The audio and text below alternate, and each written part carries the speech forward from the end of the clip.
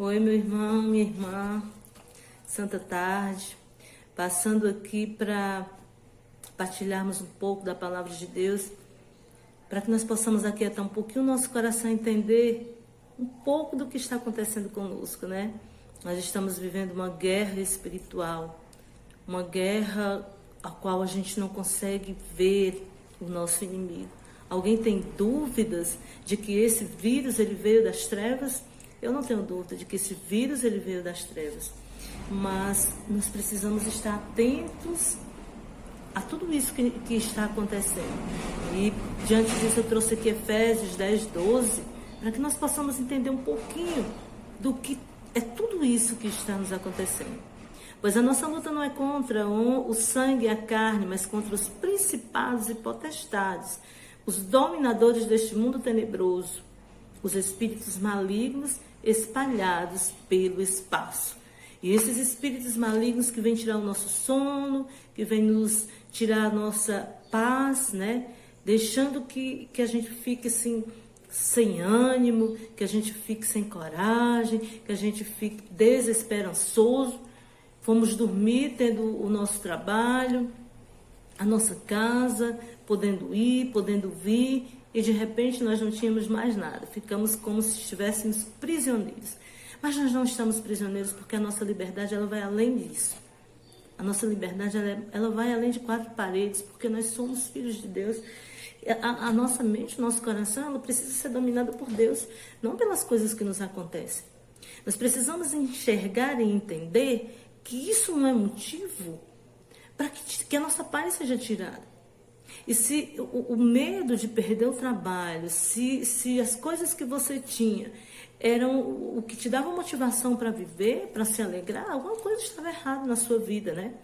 Porque a nossa paz, a nossa alegria, ela não pode vir das coisas do nosso financeiro, daquilo que nós temos materialmente.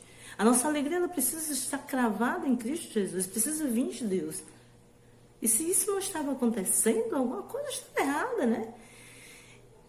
E eu quero que você hoje, nesse dia, entenda que é muito mais do que isso.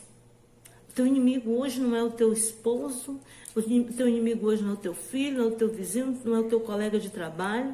O teu inimigo é invisível, é muito mais do que isso.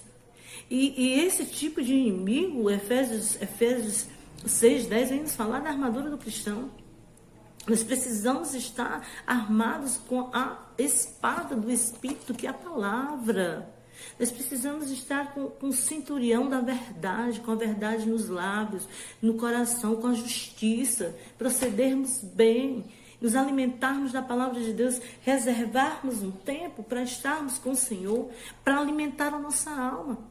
Nós não precisamos alimentar a nossa alma com os noticiários, com as notícias ruins.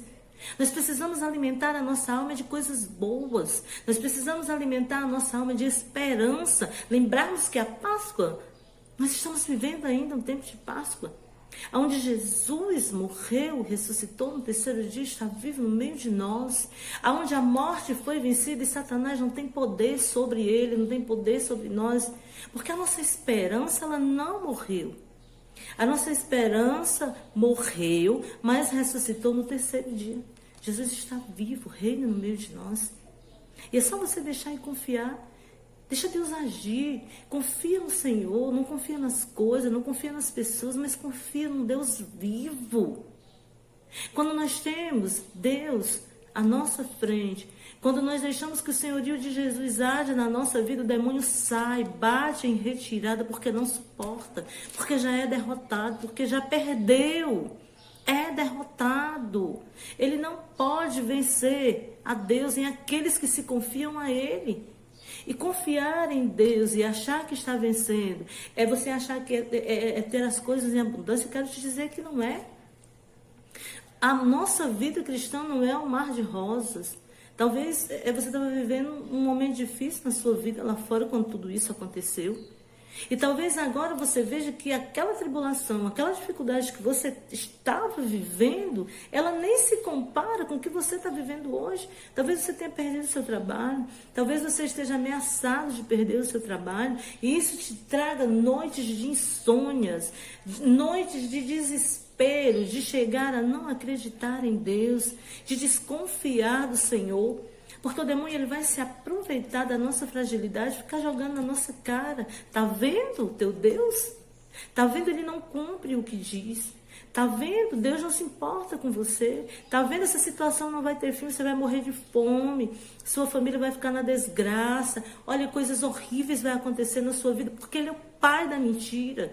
E ele vai se apropriar do momento de fragilidade que nós temos, dos momentos frágeis que nós estamos vivendo, para querer implantar isso na nossa mente.